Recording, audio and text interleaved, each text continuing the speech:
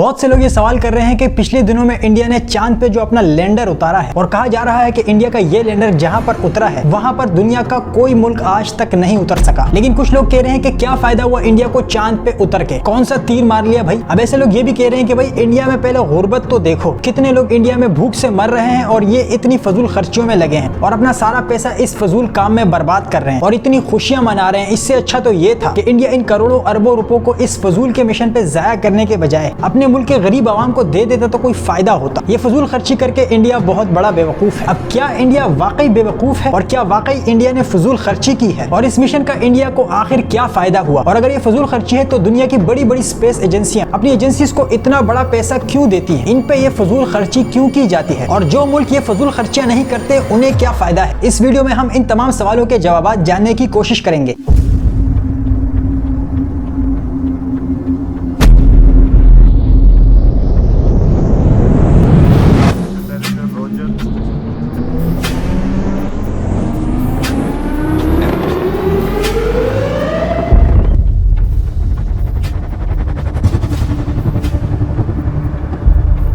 L110. We passed on to the honor.